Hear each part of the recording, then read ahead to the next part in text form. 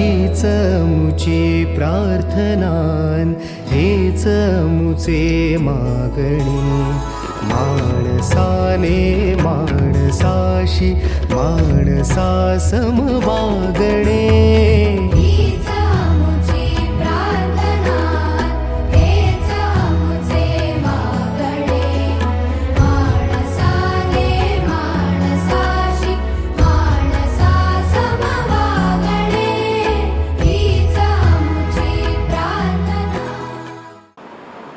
आता आपण रिवाइज करूया.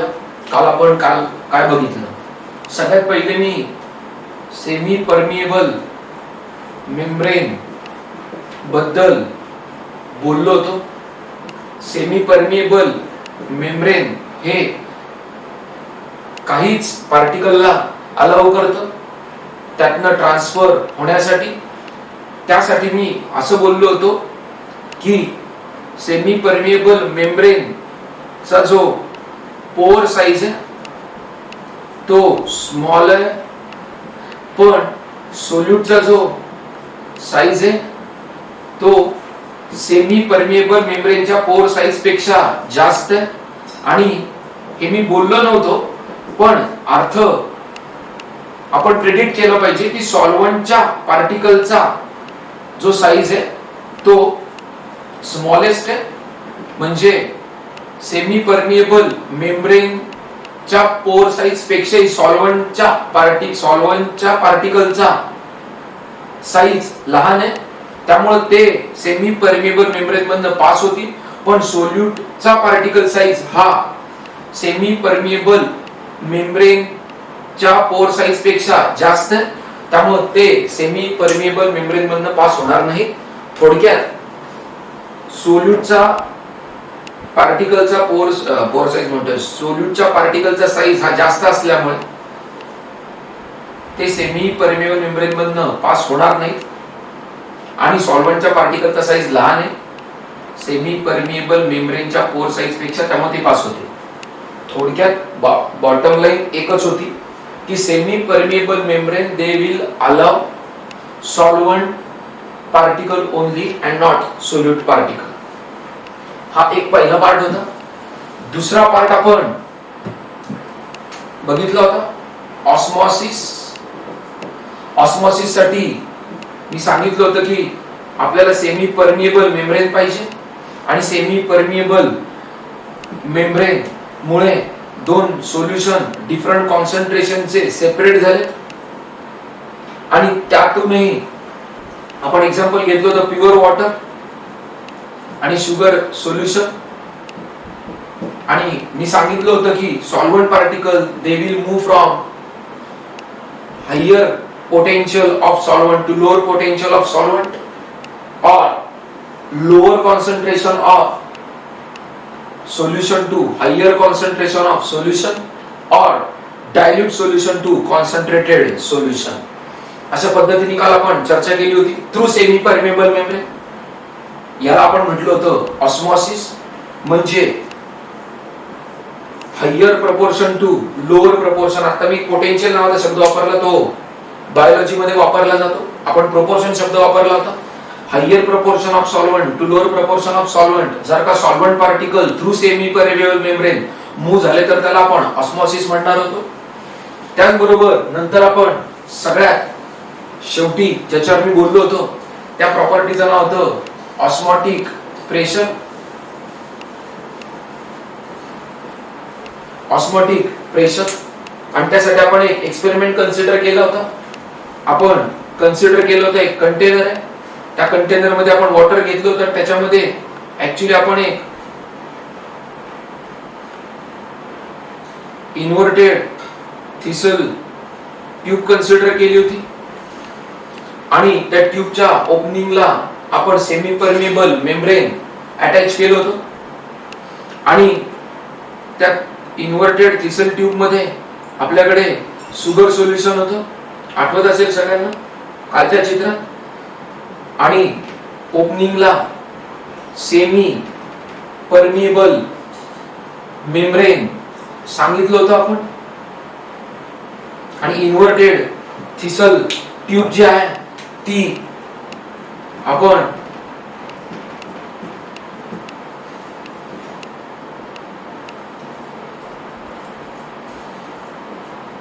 वॉटर कंटेनर मध्ये इन्व्हर्ट करून ठेवली होती. त्यानंतर मी बोललो होतो की वॉटरचे पार्टिकल हे त्या इन्व्हर्टेड थिसल ट्यूब मध्ये एंटर होतील, कारण बाहेरच्या म्हणजे त्या थिसल ट्यूबच्या बाहेर वॉटरचं प्रमाण किंवा वॉटरचं प्रपोर्शन जास्त आहे. शुगर सोल्युशन मध्ये वॉटरचं प्रमाण कमी आहे, म्हणजे water will move from its higher proportion to lower proportion, from dilute to concentrated, from lower concentration to higher concentration. आणि त्यामुळे ही आतलं जे लिक्विड आहे, लिक्विड कॉलम आहे, त्याची हाईट वाढेल. ही इनिशियल लेवल होती, ही फायनल लेवल होती आणि रायझिंग लिक्विड मिळेल. ही सगळी जी प्रोसेस आहे ही थ्रू सेमी परमिएबल मेम्ब्रेन झाली, म्हणजे movement of solvent particle from higher proportion to lower proportion through semi permeable membrane झाली. म्हणून आपण म्हणू की हा जो रायझिंग लिक्विड कॉलम मिळालाय तो मला कोणामुळे मिळालाय? ऑब्वियसली ऑस्मॉसिस मुळे मिळालाय. पण जेव्हा हे पार्टिकल आत चालले होते त्यावेळेस लिक्विड पार्टिकल त्याच्यावरती एक अपोजिंग प्रेशर टाकत होता, आणि त्या प्रेशरला मी म्हटलं होतं हायड्रोस्टॅटिक प्रेशर. आणि त्या हायड्रोस्टॅटिक प्रेशरची व्हॅल्यू आपण बघितली होती HdG, where H is height of liquid column, D is density of solution, G is acceleration due to gravity. म्हणजे हायड्रोस्टॅटिक प्रेशरचा संबंध ग्रॅव्हिटीशी आहे, म्हणजे ग्रॅव्हिटी च्या अंडर हायड्रोस्टॅटिक प्रेशर एक्झर्ट होत आहे आणि ते डाऊनवर्ड आहे, डाऊनवर्ड डायरेक्शन आहे. म्हणजे काय होतंय, जेव्हा हे पार्टिकल आत चालले तेव्हा हे हायड्रोस्टॅटिक प्रेशर वरून खालच्या बाजूला ऍक्ट होत आहे. त्यामुळे ते हायड्रोस्टॅटिक प्रेशर हे जे लिक्विड पार्टिकल, वॉटरचे पार्टिकल आत येतात त्याला असिस्ट करते का अपोज करते? अपोज करते असं मी बोललो होतो. आणि म्हणून मी सांगितलं होतं की हायड्रोस्टॅटिक प्रेशर हे अपोजिंग प्रेशर आहे. पण सुरुवातीला या वॉटर पार्टिकलचा वेग जो होता ना तो जास्त होता आणि ते त्या हायड्रोस्टॅटिक प्रेशरला ओव्हरकम करून आत येत होते.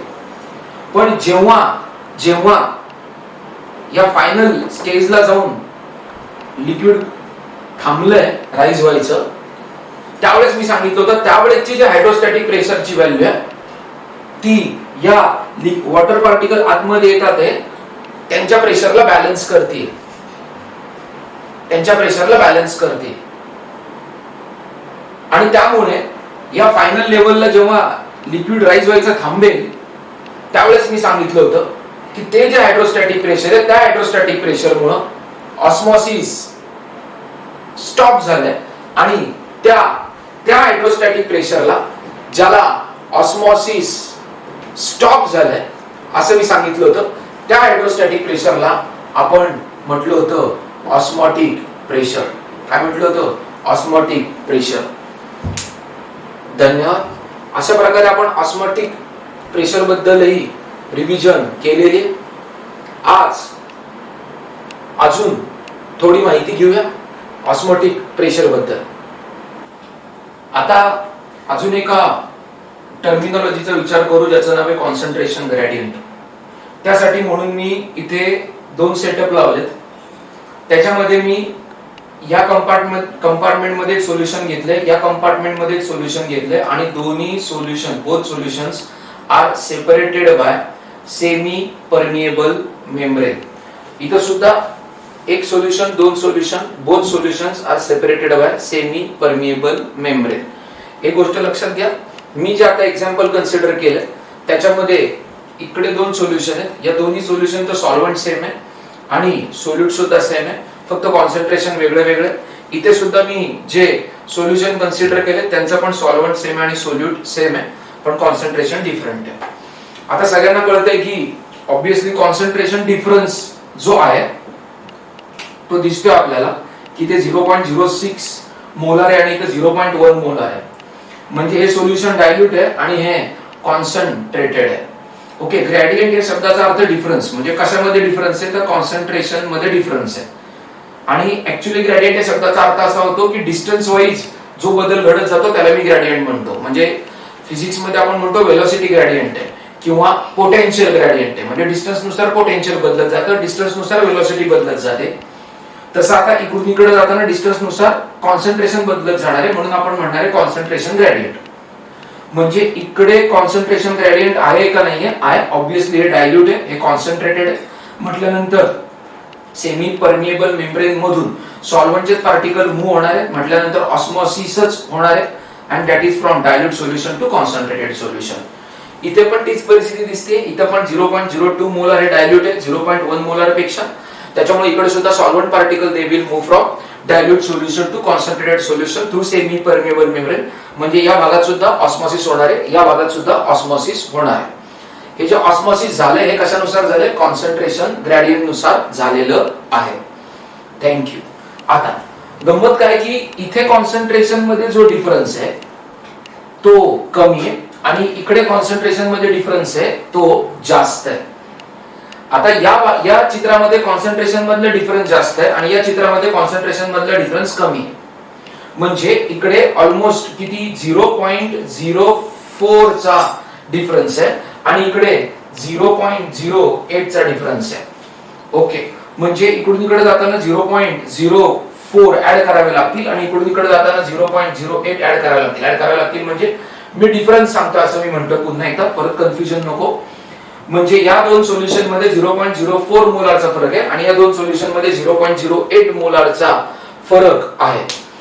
आता या भागात कॉन्सन्ट्रेशन मध्ये डिफरन्स जास्त आहे आणि या चित्रामध्ये कॉन्सन्ट्रेशन मध्ये डिफरन्स कमी. त्यामुळे काय होणार आहे ते बघा.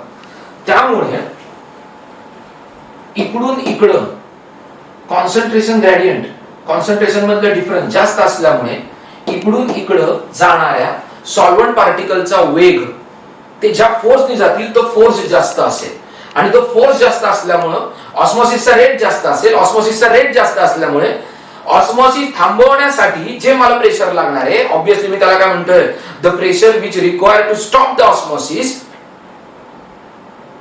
That is osmotic pressure. हे ऑस्मॉटिक प्रेशर जास्त लागणार आहे. इथे डिफरन्स कमी आहे, इथे डिफरन्स कमी. त्याच्यामुळे जर त्या केस पेक्षा या केस मध्ये वॉटरचे मॉलिक्यूल किंवा सॉल्व्हंटचे मॉलिक्यूल ज्या फोर्सने जातील तो फोर्स कमी असणार आहे. त्यामुळे त्यांना अपोज करायला लागणारा सुद्धा प्रेशर फोर्स हे कमी लागणार आहे. त्यामुळे या केस पेक्षा या केस मध्ये लागणारा ऑस्मॉटिक प्रेशर हे कमी आहे. म्हणजे osmotic pressure is we have to correlate with concentration gradient. म्हणजे जेवढा कॉन्सन्ट्रेशन ग्रेडियंट जास्त असेल तेवढं ऑस्मॉटिक प्रेशर हे जास्त असेल. हे मला या आर्टिकल मधनं सांगायचं होतं.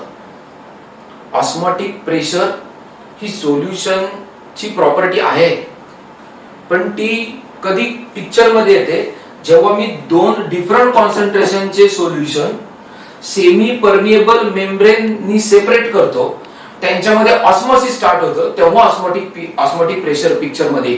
एक सोल्युशन घेतलं आणि ऑस्मॉटिक प्रेशर मिळालं असं होणार नाहीये. किंवा प्युअर सॉल्व्हंटचं ऑस्मॉटिक प्रेशर आणि काय म्हणतो आपण सोल्युशनचं ऑस्मॉटिक प्रेशर असं इंडिव्हिज्युअल लेवलला मला काढता येणार नाही. म्हणजे मला दोन सोल्युशन पाहिजे कंपल्सरी, ज्याचं कॉन्सन्ट्रेशन डिफरंट आहे आणि त्यांच्यामध्ये सेमी परमिएबल मेम्ब्रेन पाहिजे, म्हणजे ऑस्मॉसिस होईल. आणि मग ऑस्मॉसिस स्टॉप करण्यासाठी जे मला प्रेशर अप्लाय करावं लागेल त्या प्रेशरला मी म्हणेल ऑस्मॉटिक प्रेशर. सगळ्यांना कळलं असेल मी काय बोललो ते. धन्यवाद. परत एकदा ऐका. कॉन्सन्ट्रेशन ग्रेडियंट जेवढा जास्त असेल, जेवढा दोन सोल्युशन मध्ये कॉन्सन्ट्रेशन डिफरन्स जास्त असेल तेवढं ऑस्मॉटिक प्रेशर जास्त गरजेचं आहे.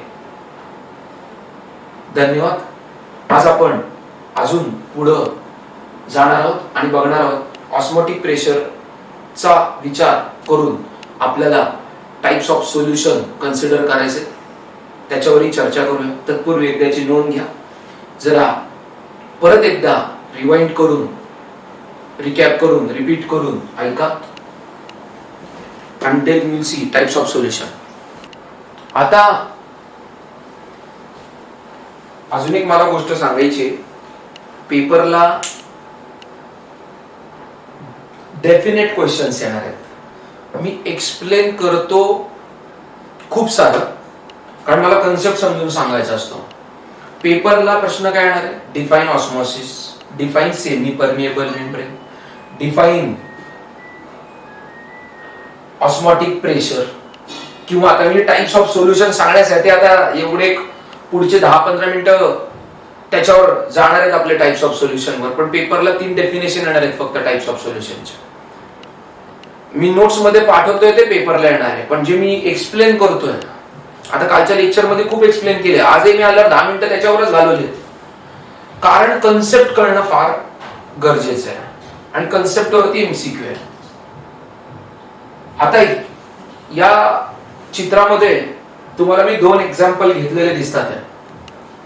एका ठिकाणी मी सेमी परमिएबल मेम्ब्रेन बसवले दिसते सगळ्यांना, आणि एका कंपार्टमेंट मध्ये प्युअर वॉटर घेतलेलं आहे आणि दुसऱ्या कंपार्टमेंट मध्ये 0.06 मोलर युरिया सोल्युशन घेतलं, आणि दुसऱ्या चित्रामध्ये प्युअर वॉटरच घेतलेलं आहे पण 0.1 मोलार युरिया सोल्युशन घेतलेलं आहे. आता जेव्हा मी अगोदरच्या डायग्राम मध्ये बोलत होतो त्यावेळेस मी तुम्हाला एक एक्झाम्पल देऊन सांगायचा प्रयत्न केला की जेवढा या 2 कंपार्टमेंट मध्ये असणारे सोल्युशन असतील त्यांच्या कॉन्सन्ट्रेशन मध्ये जेवढा डिफरन्स जास्त असेल, म्हणजे कॉन्सन्ट्रेशन ग्रेडियंट जेवढा जास्त असेल तेवढा या सॉल्व्हंटच्या मॉलिक्यूल तेवढ्या फोर्सफुली आतमध्ये जातील, आणि ते फोर्सफुली आतमध्ये जात असल्यामुळे ऑस्मोसिसचं रेट सुद्धा जास्त असेल. आणि जर का ऑस्मोसिसचा रेट जास्त असेल तर ऑस्मोसिस थांबवण्यासाठी जो अपोजिंग फोर्स लागणार आहे, ज्याला मी म्हटलंय ऑस्मोटिक प्रेशर, ते ऑस्मोटिक प्रेशर सुद्धा जास्त असेल. म्हणजे आता समजा मी प्युअर वॉटरला इथे कंपेअर केले 0.06 मोलर युरिया सोल्युशन बरोबर, आणि इकडे प्युअर वॉटरला कंपेअर केले 0.1 मोलर युरिया सोल्युशन. मुद्दामून कन्फ्युजन नसावं आणि सुरुवातीलाच मी डिक्लेअर केले की कोलिगेटिव्ह प्रॉपर्टी आपण ज्या शिकणार आहे त्या आयडियल डायल्यूट सोल्युशन साठी शिकणार आहे. म्हटल्यानंतर मी डायल्यूट सोल्युशनचाच मान ठेवला पाहिजे आणि त्यासाठी मी कॉन्सन्ट्रेशन सुद्धा फिक्स केले 0.2 मोलर और लेस दॅन 0.2 मोलर. जे मी तिथे वाक्य बोललोय तेच मी आता इथे पाळलंय एक्झाम्पल देताना सुद्धा. मी सांगतो इथे 0.06 मोलर आहे आणि तिकडे 0.1 मोलर सोल्युशन आहे. ऑब्वियसली इकडे जो कॉन्सन्ट्रेशन मध्ये जो डिफरन्स आहे, कॉन्सन्ट्रेशन ग्रेडियंट आहे तो जास्त आहे आणि इकडे कमी. त्यामुळे या केस मध्ये पाण्याचे मॉलिक्यूल जास्तीत जास्त स्पीडनी pure water to urea solution येतील आणि इकडे पण येतील, पण इकडे येण्याचा स्पीड जो आहे तो कमी असेल. अजून एक गोष्ट बहुतेक मी काल बोललो नाही आणि आजही माझी बोलायची राहिली आहे, ती म्हणजे ऑस्मोटिक प्रेशर जे आहे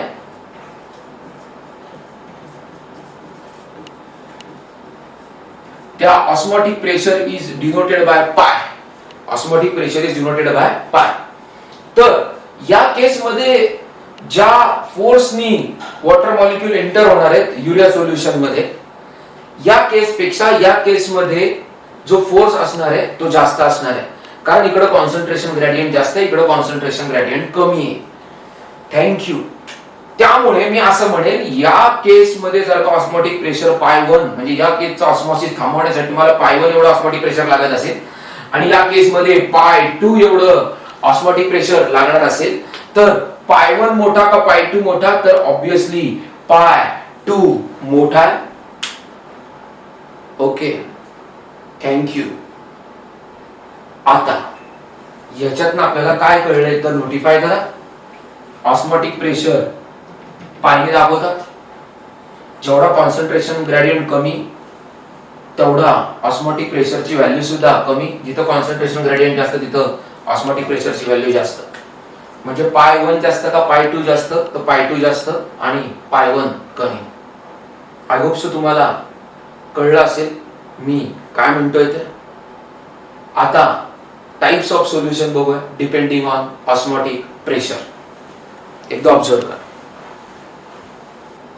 आता टाइप्स ऑफ सोल्युशन बघूया depending on osmotic pressure. 3 type आहेत.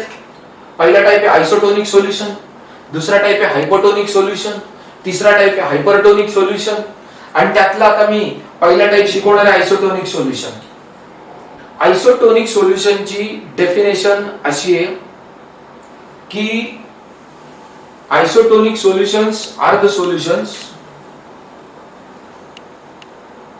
in which both the solutions they have same osmotic pressure. That means they have equal concentrations.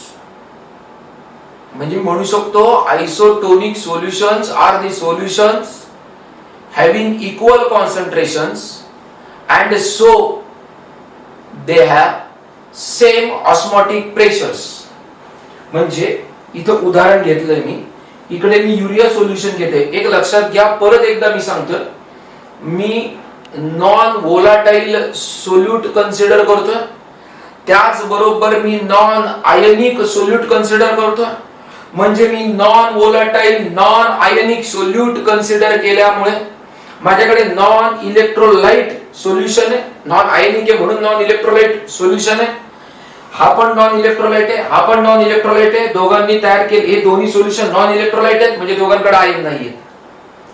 Okay, आता 0.1 मोलार आणि इकडे पण 0.1 मोलार, याचा अर्थ जर का मी मोलॅरिटीचा विचार केला, बरं तत्पूर्वी काही हुशार माझ्या ताईदादांच्या लक्षात एक गोष्ट येईल की सर तुम्ही आतापर्यंत मोलॅरिटीचा विचार करत होते आणि आज अचानक या लेक्चर मध्ये तुम्ही मोलॅरिटी बद्दल बोलायला लागले. सर कारण काय? तुम्हीच सांगितलं होतं की मोलॅरिटी बद्दल आपण चर्चा करणार आहोत, पण आज तुम्ही मोलॅरिटीला धरून चर्चा करताय. बघा मी युनिट मोलर बोललो, मोलल बोललो नाही, मोलर बोललो, मोलर.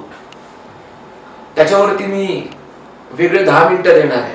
आता मी तुर्ता तरी फक्त माझ्या बोलण्यावरती विश्वास ठेवा आणि मी तुम्हाला सांगितले मार्क करून की आता मी मोलॅरिटीचा विचार करते. Okay, thank you.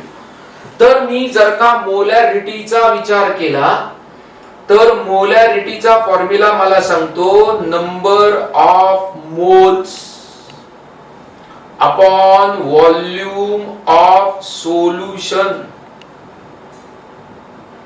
in liter, number of moles of solute upon volume of solution in liter. याचा अर्थ 0.1 मोलार युरिया सोल्युशनचा अर्थ असा होतो की 0.1 मोलार जर का उत्तर असेल आणि समजा मी तो 1 लिटर घेतलं तर नंबर ऑफ मोलचं उत्तर सुद्धा 0.1 मोलारच येणार आहे. म्हणजे युरियाच्या सोल्युशन मध्ये 0.1 मोल घेतले युरियाचे आणि 1 लिटर सोल्युशन मध्ये आहेत ते. त्याचबरोबर सुक्रोजच्या केस मध्ये सुद्धा 0.1 मोल सुक्रोजचे घेतले आणि 1 लिटर मध्ये टाकलेले आणि त्यापासून दोन्ही सोल्युशन तयार झालेत. म्हणजे याचे पण 0.1 मोल युरियाचे घेऊन 1 लिटर सोल्युशन मध्ये आणि 0.1 मोल सुक्रोजचे सुद्धा 1 लिटर मध्ये आहेत. म्हणजे दोघांची मोलॅरिटी डिफरंट आहे का सेम आहे? सेम आहे. आता पुढचं वाक्य म्हणजे दोघांचे कॉन्सन्ट्रेशन डिफरंट आहेत का सेम आहेत? सेम आहेत. पण कुठले कॉन्सन्ट्रेशन सेम आहेत? तर मोलर कॉन्सन्ट्रेशन सेम आहेत. काय सेम आहेत? Molar concentration. म्हणजेच काय? त्यांचे मोल पर लिटर काय सेम आहेत. काय?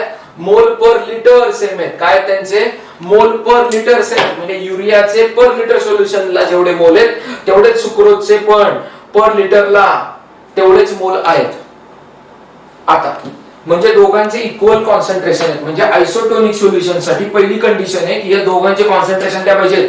सेम पाहिजे. कुठले कॉन्सन्ट्रेशन सेम पाहिजेत? मी बोललो मोल पर लिटर म्हणजे मोलॅरिटी सेम पाहिजे. मोल पर लिटर कॉन्सन्ट्रेशन काय पाहिजे? सेम पाहिजे. म्हणजे काय सेम पाहिजे? मोलॅरिटी सेम पाहिजे.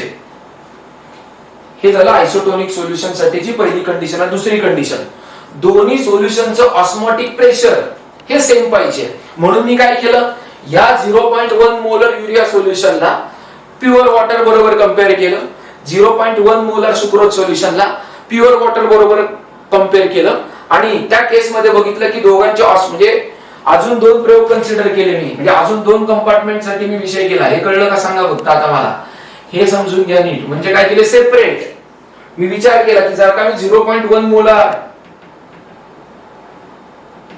प्युअर वॉटर बरोबर कन्सिडर केलं आणि 0.1 मोलार सुक्रोज सोल्युशन परत इकडे प्युअर वॉटर बरोबर कम्पेअर केलं तर या दोन्ही सोल्युशनचे ऑस्मॉटिक प्रेशर जे आहेत ते काय येतील, सेम येतील. का सेम येतील? कारण दोघांचे कॉन्सन्ट्रेशन सेम आहेत.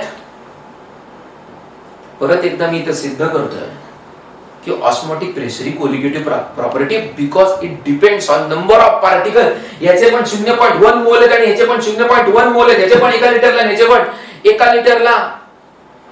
म्हणजे ऑस्मॉटिक प्रेशर दोघांच्या केस मधलं सेम आहे. म्हणजे osmotic pressure depends on number of particles and not nature of solute. कारण सुक्रोजचं नेचर आणि युरियाचं नेचर वेगळं आहे. तरी सुद्धा ऑस्मॉटिक प्रेशर सेम आलंय कारण दोघांचं कॉन्सन्ट्रेशन सेम आहे. कुठलं कॉन्सन्ट्रेशन सेम आहे? तर मोलर कॉन्सन्ट्रेशन सेम आहे. म्हणजेच मोल पर लिटर सेम आहेत. काय? मोल पर लिटर सेम आहेत. म्हणून दोघांचं ऑस्मॉटिक प्रेशर काय सेम आहे. दोघांचं मोल पर लिटर कॉन्सन्ट्रेशन सेम आहे. दोघांचं ऑस्मॉटिक प्रेशर सेम आहे. तेव्हा मी त्या दोन सोल्युशनला काय म्हणेल? They are isotonic solutions. आणि त्या केस मध्ये नेट फ्लो होणार नाही. सॉल्व्हंट एका कंपार्टमेंट मध्ये दुसऱ्या कंपार्टमेंट मध्ये जाणारच नाही कारण दोघांचे कॉन्सन्ट्रेशनच सेम आहे. दोघांचे कॉन्सन्ट्रेशन सेम आहेत म्हटल्यावर कॉन्सन्ट्रेशन ग्रेडियंटच नाहीये. कारण ऑस्मॉटिक प्रेशर असण्यासाठी कॉन्सन्ट्रेशन ग्रेडियंट पाहिजे. इथं प्युअर वॉटरने 0.1 मोलर घेतल्यावर ग्रेडियंट आहे. प्युअर वॉटर 0.1 मोलर ग्रेडियंट आहे. पण इथे 0.1 म्हटल्यावर ग्रेडियंट नाहीच आहे. ग्रेडियंटच नाही तर फ्लो कुठून येणार? म्हणजे in case of isotonic solution मोल per litre concentrations are same, osmotic pressures are same, and hence there will not be flow of solvent. That's it. Such two solutions are known as what? Isotonic solutions. Thank you.